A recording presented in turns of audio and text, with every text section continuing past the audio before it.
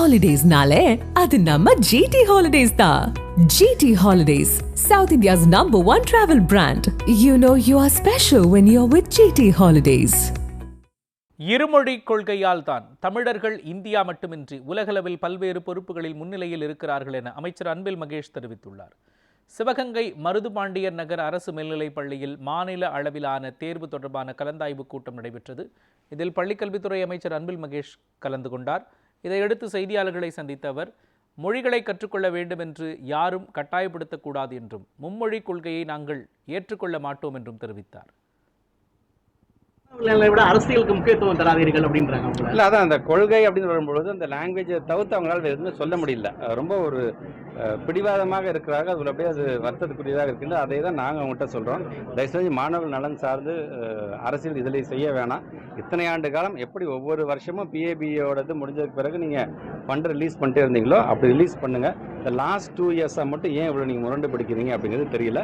ஆனால் அரசியல் செய்வது யார் என்பதை நாட்டு மக்கள் பார்த்து. அரசு பள்ளியில் மாணவர் சேர்க்கை ரொம்ப குறையிறதா சொல்றாங்க. இடிஞ்ச நிலையில் பல்வேறு பள்ளிக்கூடம் இருக்கு, அதெல்லாம் இப்போ சப்சிடி அமைப்பாங்க. ஒட்டுமொத்தமாக மார்ச் துறையூரில் மார்ச் 1ஆம் தேதியிலேருந்து மாண்பு தமிழ்நாட்டு முதலமைச்சர் நேரடியாக வந்து சேர்த்ததுலேருந்து கிட்டத்தட்ட 4,07,379 குழந்தைங்க அரசு பள்ளியில் சேர்ந்துருக்குறாங்க. ஸோ அது சார்ந்து இப்போ டீச்சர்ஸ் மட்டும் இந்த ஆட்சி மாற்றம் ஏற்பட்டதுலேருந்து பிஜி டீச்சர்ஸ்லேருந்து எஸ்ஜிடி டீச்சர்ஸ்லேருந்து பிடி டீச்சர்ஸ்லேருந்து 8,388 பேர் நம்ம எடுத்துட்டோம். இந்த ஆண்டு 3,227 டீச்சர்ஸ் நம்ம எடுக்க முடிச்சு. நம்மளோட ப்ராசஸ் அப்படிங்கிறது அது தொடர்ந்து ஒரு பக்கம் போயிட்டே தான் இருக்கும். ஒரு பக்கம் வந்து ரிட்டையர்டாக நாங்கள் தனியாக நாங்கள் டீச்சர்ஸ் எடுத்துகிட்டு அப்போ நீங்கள் சொல்கிற மாதிரி நிறைய ஸ்டூடெண்ட்ஸ் ஏற அந்த ஸ்டூடெண்ட்ஸ் ரேஷியோக்கு தகுந்தாப்புல நம்ம டீச்சர்ஸ் நம்ம எடுத்துகிட்டு தான் இருக்கோம்.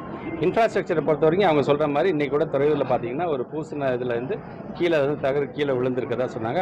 மாவட்ட ஆட்சித்தலைவர் சொன்னாங்க குழந்தைங்களுக்கு எந்த பாதிப்பு இல்லை என்று சொன்னால் அது உள்ளபடியே யார் அதை கட்டியிருக்கா, எது சார்ந்த விழுந்திருக்குன்னு ஒரு விசாரணை செய்து செஞ்சவங்க யாராங்கன்னா உடனே பிளாக் லிஸ்ட்டில் போடுங்க அப்படிங்கிறத நம்ம ஏற்கனவே சொல்லியிருக்கோம்.